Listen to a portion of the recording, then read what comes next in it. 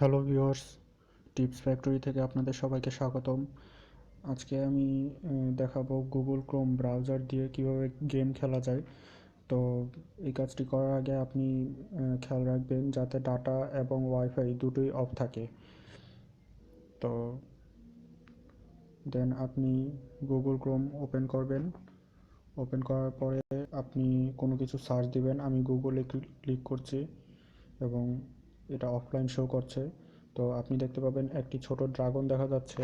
তো ড্রাগনের উপর টাচ করলে আপনি দেখতে পাবেন যে ড্রাগনটি চলতে শুরু করেছে। সামনে ছোট ছোট গাছ থাকবে, তো গাছের উপর দিয়ে লাফিয়ে দৌড়াতে হবে।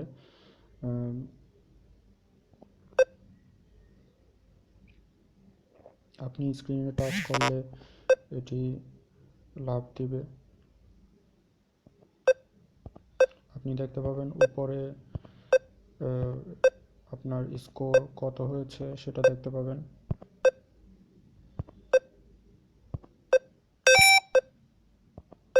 আপনি যত সামনে যাবেন তত স্পিড বাড়বে। আপনি যতবার ইচ্ছা ততবার এটি খেলতে পারবেন, শুধুমাত্র স্ক্রিনে টাচ করে।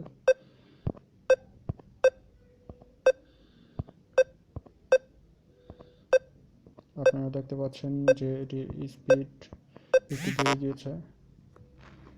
তো এই ছিল আমার টিপস আজকের।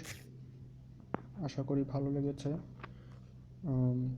প্লিজ চ্যানেলটি সাবস্ক্রাইব করুন এবং লাইক কমেন্ট শেয়ার করুন পরবর্তী টিপস পেতে।